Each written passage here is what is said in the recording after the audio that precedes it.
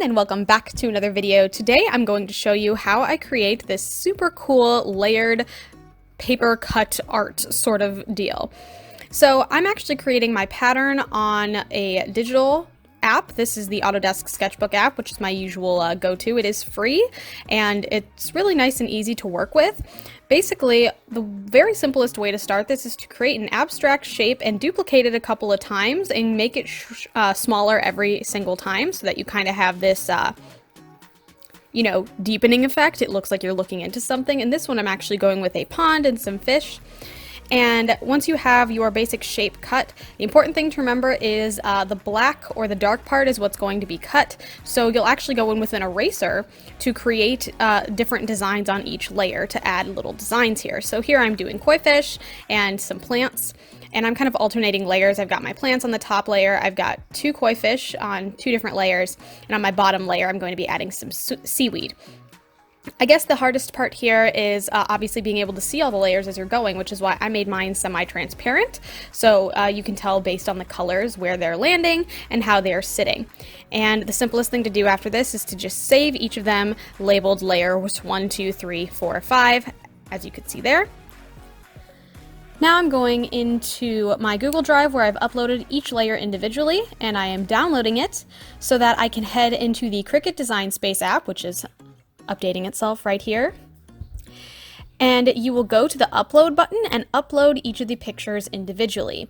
It will give you an option to remove the background. All you'll have to do is hit the white section, make sure you have it on simple because this is supposed to be a simple design, remove that white background and save it as a cut image. Import all of them at once. And here I'm going to be testing a couple things. I was trying to figure out how to just resize them by percentage, but I couldn't quite find that option. So instead I highlighted all of them and then resized them at once, separated them out and gave them each a color so that it would print on individual mats instead of trying to fit them all onto one mat, because I did want them to be in a gradient of colors. Then I organized them a little bit and I really wanted them to be centered, so this is kind of a risk that I'm taking here since there's no guarantee that this is going to end up in the center. But I did try to center it between the number 3 and number 8 inch mark on the Cricut Design Space and center it between the margin marks as well. And now all that's left is to head over to the Cricut and actually print each of these off in some gradient colors. Alright, these are the colors that I'm going to be going with in this order. I wanted this one on top, even though it's not really the darkest color, because that's where I'm getting that like a kind of floral vine effect there. So I do want this to be on top so that I can bring in a little bit of green before fading into some different blues. I think this is an important thing to note. If you do not have a good selection of paper colors, you can obviously color in the paper yourself or use construction paper, use what you have. I would also possibly recommend using something like a cardstock, or not a cardstock, like a chipboard or cereal box material, and then painting it so that you have more control over the specific gradient that you want. Those are just some other options if you don't necessarily have all of these colors. Or of course you could, paste it all on individually, go in and color it later. So just a couple of options in there. What I'm going to do now is I am just going to take my Cricut mats, I'm going to lay these out, prepped and ready to go, and run these through my Cricut in the order that it is suggested, and yeah, let's just get these pieces going.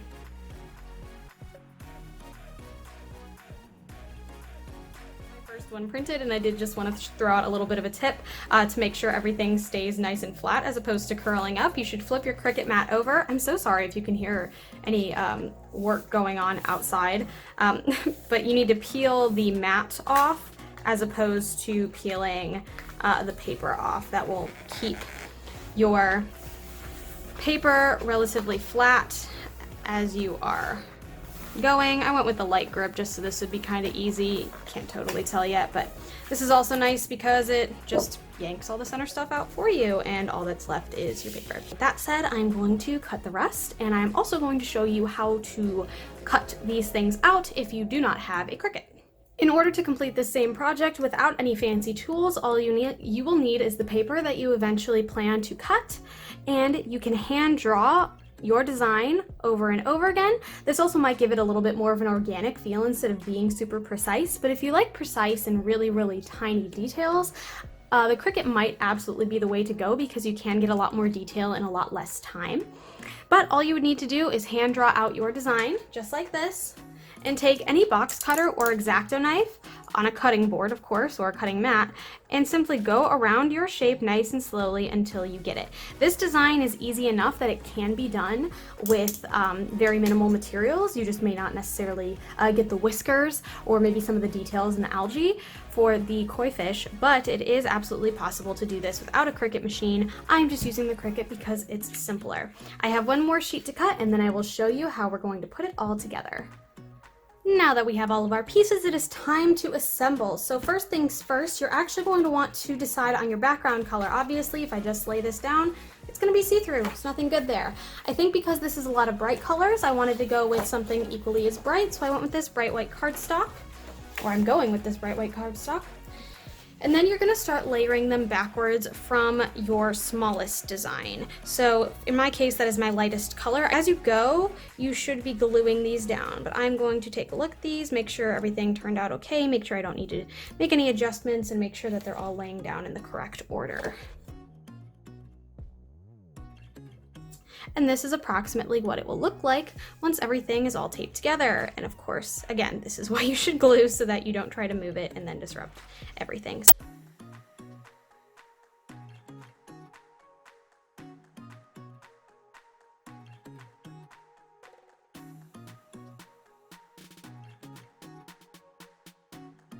Now that everything's glued down and had just a little bit of time to dry, I'm going to take my guillotine cutter here. And this doesn't have to be perfect, but I do need to get some of these bigger chunks of paper out of my way.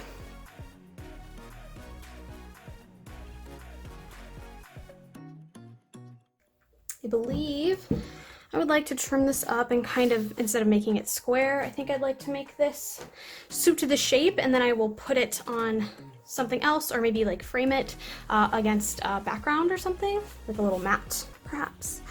Yeah, let's do that.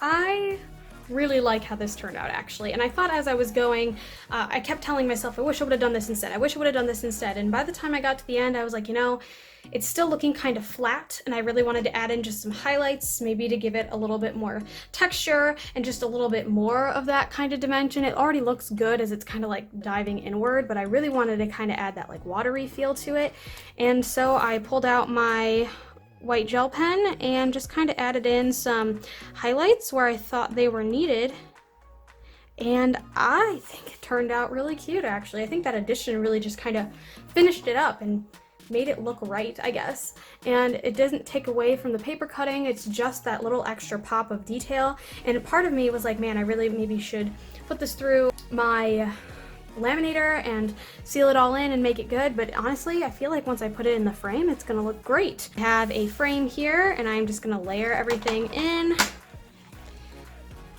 don't know why I thought this was an 8x10, so I cut this sheet to an 8x10.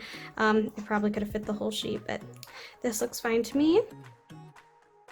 I love when you can see the reflection of things, and you can totally see my my camera slash phone staring at you, but I think it's really great. I actually think this turned out really cool, and I really like that it can be as easy or as complicated as you want it to be.